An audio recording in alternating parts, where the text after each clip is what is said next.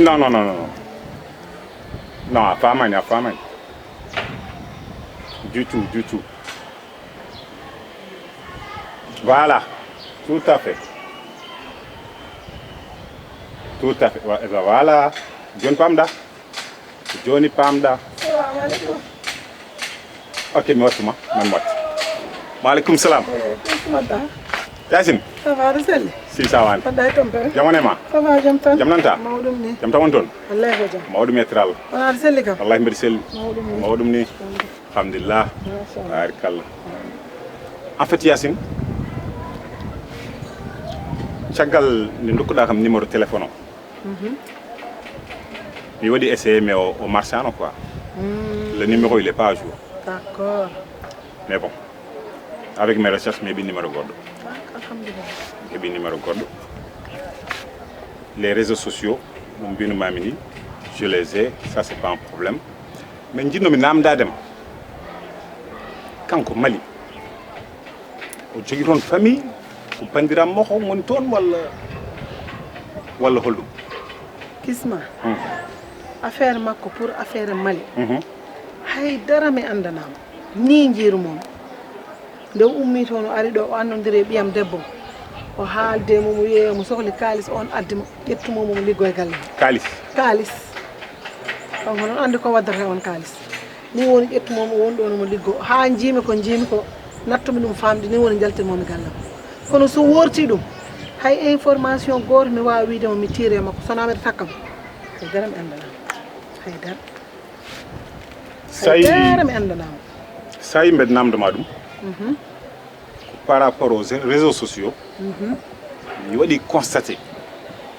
On a eu lien avec le Sénégal. Quand on a des publications, il y a le Sénégal ne dit rien ne fait. Quand on a dit namdal, on a dit namdal. Une publication triste, une sonare, wala mbelam, meteren quelle information m'a publié au HAAL Sénégal et sur plusieurs réseaux sociaux différents. D'accord. Kudum tegi nam di mam ngallo nam dal. Minen de ko bimami. Hay dara mi andanam forno cebeni masala. Mi andai makko. T'inquiète pas. Hay dara mi andanam. De toute façon. Mi andi to hodi. D'accord. Mi andi appartement mo woni. Beden do loge. Ça c'est pas un problème. Malgré que c'est privé, mi wa wi dem ko nokku nangam wala legal nangam ko non bede andi do woni. Mi ƴewtindimi mi ronki yidi lien amoureux woni yidde hakkunde mo koye joom galle ma yero wonko woni ɗon de mi wiitama ala ko woni ɗon eyyi joni noon kisma ay ko woni ɗon ko ko ɗum jimmi lincetana kam gandana kam ko wona ko famɗi ko hunde mawde eyyi lincetanam ɗum noon ha ganda hunde ko holɗum mami rew ɗum kasi koyngel mi hokkuma information laaɓɗo ceer no mbaɗirnoɗen hanki heccanki ni ɗum cohli sa lelima ɗano ala ɗanortomi kam ko yitano wotere sa lelima ɗano aɗa andi mi ɗano ka ala hen aɗa andi mi ewa gasi haala gasi yacce juuɗe ma Sisa Wande kadi mbiɗa heeɗima Ala kono ɗoygol kam alana kam mi salmini galle Sisa Wande merci beaucoup jarama an ko woni Dieynaba an aɗa mala donc ko miijunoɗa wadde ko ɗum jiɗɗa wadde bittamo mbadda e makko hawa yalta galle o an ɗum ma nafma an Dieynaba an aɗa selle ho awa heɗade ko mbiyatmami ko mbete anda an sa wadde ɗum ɗo probléme aji e haalaluji cewɗi moƴƴani ɗum ɗo wondani e haala wondani e stress e ɓerde wulde an jiɗa tijjane yirata bandi ko debbo to pawɗa ɗum ko noon mbimami ya resire an ala ko majjuma ala ko majjuɗa e yam min poɗɗa ko ƴettude référence yam no mbami ni mbaya noon an gila cukalel ngel ari tan a ronki jaam a waɗi aɗa yaha tan aɗa arta aɗa yaha tan aɗa arta te oɗo saaha mo toliɗa waɗa foti ustude ɗum ɗo jolgo otoji ɗi kumba ni kumba hay dara waɗanimo an ko woni noppi maladi noon fuɗat koye hoore malaɗo anani ko mbimam ko min a yawata ko mi saɗa waɗana kam hunde juuɗe e koyɗe hay sa nanni kam e château d'eau a restata wonde ka biyam sa waɗi ko ala e lawol mi haalante ko nanata anani ana ala toon ayi an ko woni o kala ko wela waɗata hay dara waɗanima quelque soit alpha an ƴeewa joom galle ma no waye ma ni ne yinma ne horsinma bani ko debbo ara tan ɓittuma e galle cukalel ne fitta ne defa ne yaha marché ne waɗa foof mbiya ko min tan e tijjano oma wona ñande ɗo ko mbiɗa ɗo heccanki no garda nde ɗo wona joni mbiɗa joni ça va aɗana intimité ma aɗana fofti ko jiɗɗa fof waɗante hay sa wi fof bosanam koyɗe ma ko jiɗɗa an ko jiɗɗa a anda jaam noon mi yiɗa ko mettuma kono alay saago min koñ mbatta ko en jaaɗani hen mi haalanima noon somi yimo tan ɓerdam nde fasat nden mawɓe aɗan bene mbiyanno neɗɗo joni so woni reedu no julfuɓe mbiyata ne jaftira joom galle mum walla jeeyi an yata wona konko pewirda ni min cikkumi an ko kumba pewirda ko joni cikkuɗa mbeɗa andi o bonani sah de o bonani sah de kono min dal somi yimo tan ɓerdam nde fasat trop waddene ko konko ɗuminɗa ɗum ne waɗa kono quelque soit alpha wonno mbaɗirta tan jomumen paamata kono min mami ar toon inchallahu rabbi ko konko pewirɗa to gonduɗa ko wona mere an cukalel ne tampanma jamma ne tampanma ñalom a yiɗa ɗum yiide waddene ko konko pewirɗa nami haalde tija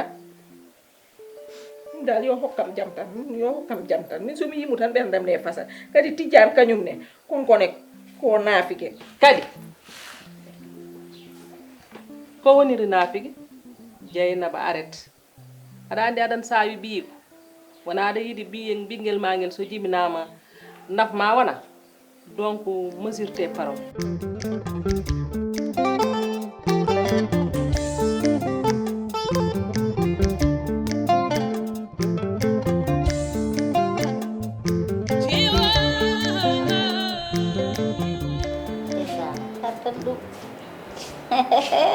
Tafa jam ko waw ñot nak trop no yodi toro mi yiiɗi mama ha tam mbimi onon moom oɗo mbaɗandi moom ko nder sa ton wayi won wonɗo suuɗam ala réseau mi wawata wadde connecté mi jippo saliya tan onon fof woni ono suudu mon hay goto mon arata yewtude mi kay yomi joɗɗo jippiro tawomi ɗo jaaɗo woppomi ɗo nda photo jam ɗe yewɓe ɓe yodi machallah ayi aɗa ɗum yooɗi koye hi tafa ñowtani kam ɗi garambo bo joɗɗi ayi ay sa ɗum addani kam ɗo han ko ɗiɗoɗen jewten seeɗa mbar jam ko jam ɓolo ndiga musani haydar musani kam somi sabiam aysa nanni kam ko yaro Yero Aisa yero joni galle o wonani ɗo yero hule yalti galle o rewe makko ha to huley wonto aɓena kalde message uji aɓena kalde appel aji Aisa to tan ko haaldigol ngo weeli Allah ɗum ɗon welani kam ay way ma Zahra ko Aisa kalano mami ko tan kadi kalta koto taƴam ko mbimami ko mbaɗa andi ɗum to gonmi ɗo mi natti tinde hooram haydara mi natti yiide joom gallam mi naji no feewi nde huley yalti galle o ay scandale goɗɗo ɗo ɗum ɗon yonani yero to yi huley Aisa min yero bate konko ko woni ɗo e galle o ko yonani mo mbaɗi mi toppitomo mi yiɗa yero hayda mi yiɗa yero ɗamɗa mbaɗi mi toppitomo yero hade finde tawata ko fof mi pari ɗum mi fowi ɗum e dow leeso ngo wona cuura hay état mo gonmi ɗo o mi yiɗa haydara manka ma e ɗum ɗo ko sohli fof guila e montor makko ha e lone makko ha fof mi fewnantomo ha feewa haala mbel ko mbaɗi mi waɗa ñamde min defa ha heewa min e Yasine hay dara mankirani ma e galle o wadde yero ko holɗum yero ko mankiri yero e galle o ha yero no yahno ƴeewoya ɗum boowal haydara ko mankira min ɓuuri kam muusi sah ko cukalel to ko se ngel waɗata kerkara to ngel ko cukalel Aisa mbimi artir jaɓɓere ma ganda ko kalata ko an ɓuuri andu yero ñakkani fayda yero ina woodi fulla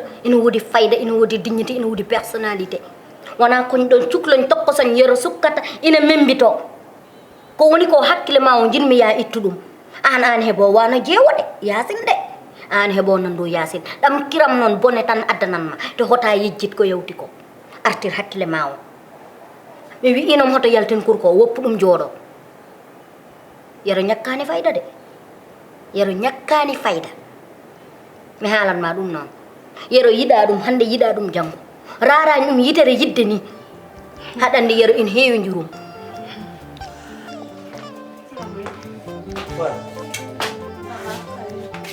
no mbaɗɗa uddidade mal ngal jogade caabo ɗon mo belami naat ɗon mo belami yalta so welanima tan chance à suivi ok an Kalidou a wona neɗɗo gila jaami galla men wona téléphone a arani galla men jukkuma tan noon gonɗa e hollirde te ko darnuma ko ɗo yete aɗa andi ɗum mbeɗa andi ɗum holɗum dar ko ni gonirɗa ɗo yete aɗa wone gallo aɗa nanna rewɓe aɗa yaltina ko jukkuma noon ko hen tawmami ko hen duttiɗa ko Haalpulaar wi ko jukku e jomum ke nder gaskata ko ɗum ganduɗa ko ɗum gowɗa a anda ko woni sérieux ko ɗum adduma komi namni ɗum ɗum addanimi Kalidou addi kam ko arande sakujam ɗiɗi mo gaccumi ɗiɗo yete kono tahata mi haalanma hoorema ko an woni ɗo an Kalisa to ka jiiɗo fantôme tan kala komi namni ɗum wona an ƴettonno ɗo volis ma aɗa dasa aɗa wiya kala jogui ɗo galle yumma mi anda no jogui galle baba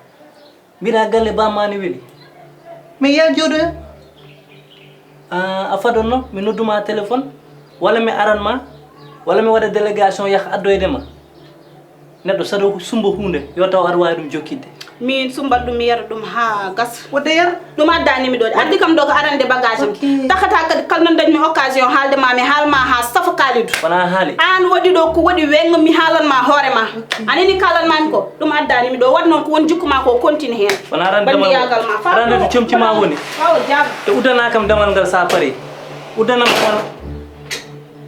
Aisa ɗum mbiyanmi e rewandere ma Aisa ko jimi ɗo ko min mi yi ɗum cukalel ngel il faut mi yaltinamo galle o par ce que sinon ménage am hoore mum wonno ménagé he waɗani ménage ménagement o waɗi ménage am kay mati an a yiya noyno mbadumi cukalel ngel Aisa an en jiida yeeho ko joom gallam a faami kono min mbaɗa andi ko heɓata ɗo e galle ko mato kay ko wonko ganduɗa neɗɗo wawa haalde ɗum tan mais mi yiiɗo foof ala fof komi yiyani ɗo Aisa min mi wonani comme no Yasine ni de aɗa andi min mi bonani a bonani de kam so mi yeehi ha mi yaltini cukalel ngel galle par ce que ko ménage am jimmi wadde sauvé kiram tan wona kiram Aisa wallahi ko kiram si somi haali mbiya ko kiram wona kiram wona kiram min naj Aïssa joni hettumi haalam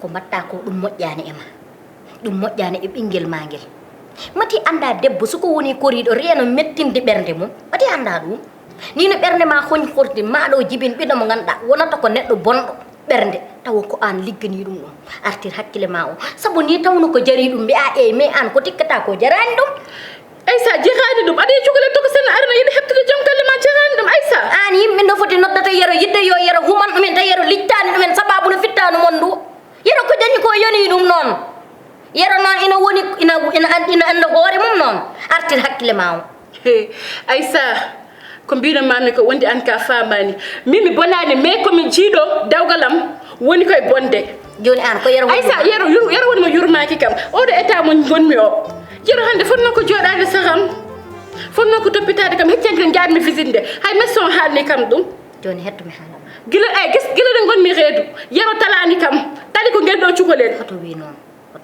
omonon Aïssa mbaɗa andi ko kalanmi ko joni hettumi haalam ko kalanumami ko ko ɗum artiranmi woni yewtere hakkude mon joni accu ha jamma jenga pindinami gorel ma jewtidamo mbaɗe ko wadde wattude multi reprise wadde a waɗi ɗum mi waɗi ɗum hami tampi Aïssa min to gomɗo mbaɗmi sentir ko ménage woɗi koye waɗede Aïssa mi yiɗa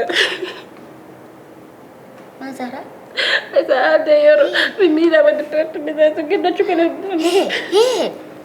ittu jungo ma na pulaar paaɓe ɓe hettome sika lelima ɗaano yero yi'ani goɗɗum ko wona onon te kadi kala ko dañi fittanuma ndu ɓuroñ ko tawma yaha galle cukalel ngel wona ngel fof mona yaha toon mami haaldu mum o wonta yaade toon regarde moi yeux dans les yeux o wonta yaade toon konko omo jogui direnkoɓe ko ƴiile nder galle joni ko tafino yiiɗi Aïssa franchement jinam makko jangganimo ligguey ete ɗum ko yettere Allah ɗum tagui sahaji somi wawa ñamde galle tan mi doga mi yara mi faami joni ka goɗo junggam gotam gassi ɗum tagui to jaami fof tan ko toon tan gassi nan ɗon ko ɗon kay ko wona ɗum ko kam yero on ko jinmami namdade ɗo seeɗa tan ko fate jinmi andude tan exactement holko paɗɗa e ko faati am waaw c'est à dire ala fof ko keddanɗa kam fof a waɗani kam mi heyɗani mi ɗomɗani mi mankaka to gonmi kala ko jinmi yo won jaam yanama ɗum hay sa jippima heure mo mbawɗa jippade fof a rewat ha ɗo liya kam a ɓagaɗa hoota ɗum noon jani kam ha ganduɗa hooram mbimi hande il faut ko mi namdoma oɗon question mbade wonko paɗɗa ko faati am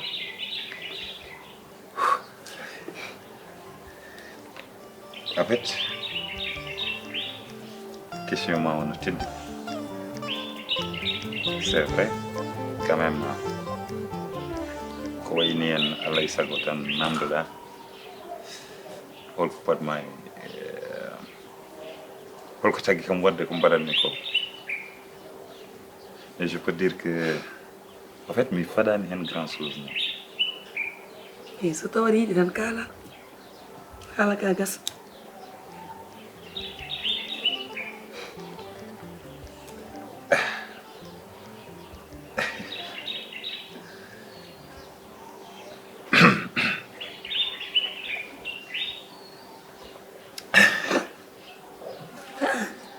question namdimami de question ma ono teddi et puis mi faɗanoma yalta ema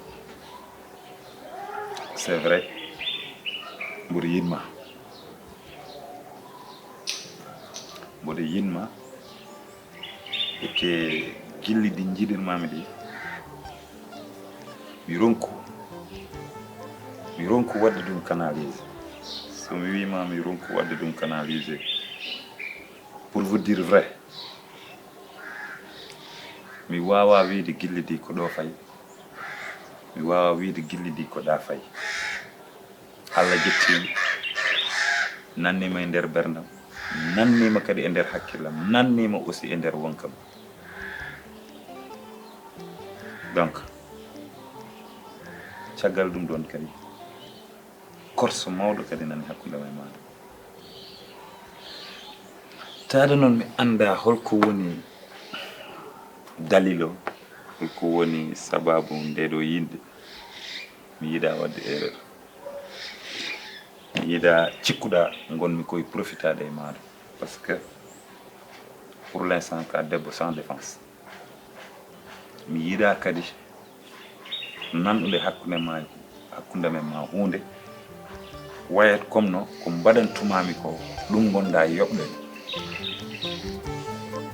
donc tous ces questions là me revient so taw ko yidde mboɗo yiɗma saabu Allah e nelaɗo moɗo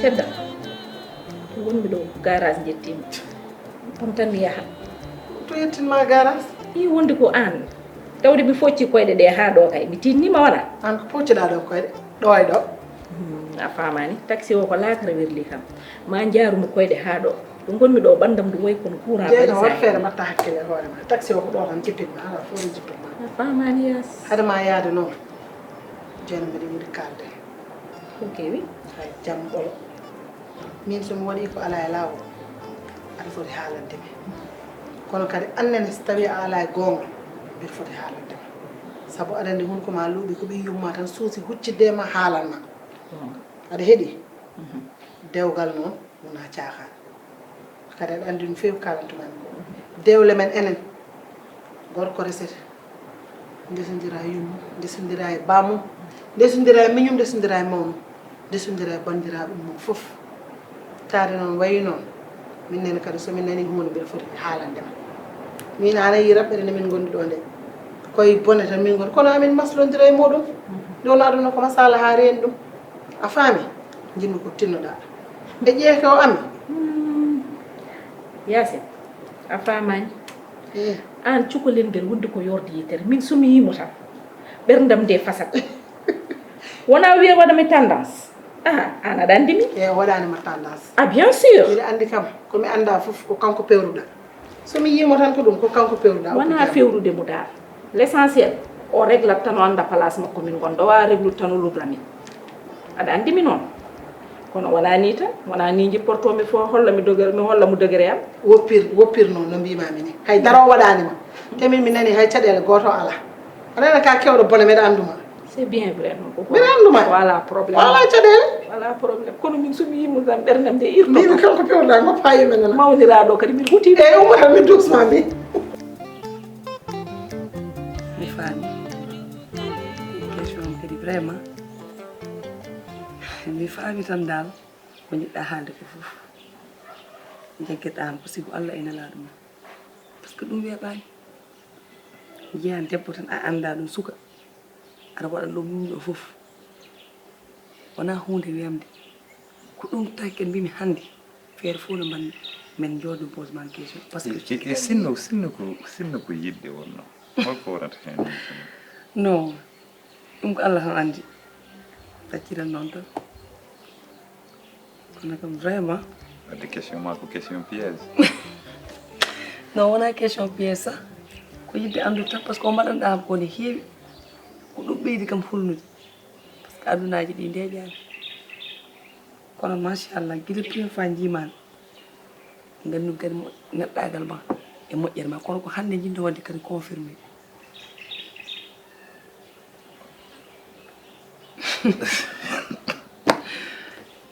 jokkitata e ma o ɗo koko yoori ko ko tawi ɗum yoorde mi anda ko kalan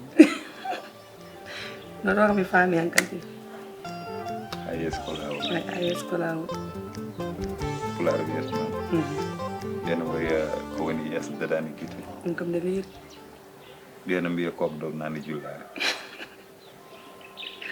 ɗum kam ko goonga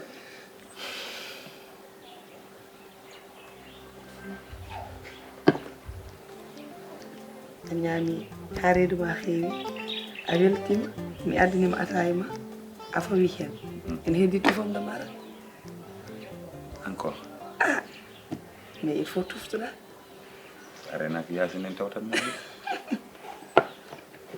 koko yasine e gogo sara heɓe tawam ɗo hen ala ɗo so tawi ɗo mi fellatde a fella ala woto felluɓe noon sa fellimo mo ala ɗum ko woto fellu ɓaccude mbaɗa ɓe garta ɗo holno ɓe gandirta ɗo hen c'est ça aussi mi anda holno ɓe gandirta ɗo machallah kono mbaɗa andi koko yasir kam mbaɗa andi kono kam ɓaccir noon tan mi andama holno ɓe gandirta oɗo lukku mbiyami addanma ok ala to famɗam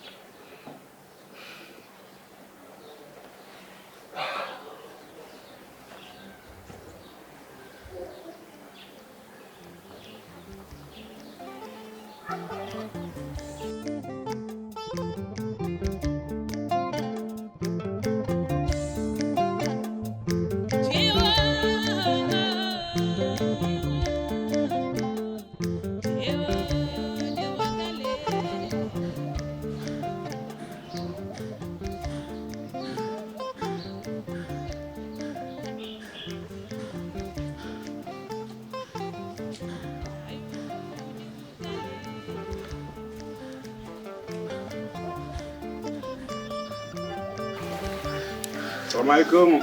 Waalaikumsalam. Ça va? Yadda. Mbada? Alsil. Jamone ma. Mbada tampere. Alhamdulillah taw. Tam machallah. En fait min ko Ismaïla Gisse. Ismaïla Gisse. Bayan ko korme legale. Ma jantum souvent min téré sed. Comme dit maintenant dom bin peut-être c'est une voisine. Donc sinon ça se passe. Alhamdulillah. Mbiyata Min ko bitam ulay. Ulay. Machallah. Yettode? Min ulay son. Enchanté. Enchanté. Ravi de vous faire connaissance. Moi aussi vraiment. Machallah. Ko do ko dagay? Min ko do ko. Ah bah tant mieux. Tant mieux. Anda ko dirna? Min kon ko do juste là derrière. Donc on est Ken hodibe kay. Allah ken hodibe. Machallah. Machallah. En tout cas, ça ferait plaisir quand même de vous voir souvent. Merci beaucoup. Et puis pourquoi pas un petit peu plus. Inchallah. Inchallah. Ada nande keñede seeɗa. Allah ko keñede seeɗa. Y a pas de souci, y a pas de souci. Mbede fama. Y a pas de problème. Peut-être on fera ça une prochaine fois, Inch'Allah. Merci beaucoup. Jaram Oulay. Merci. Merci.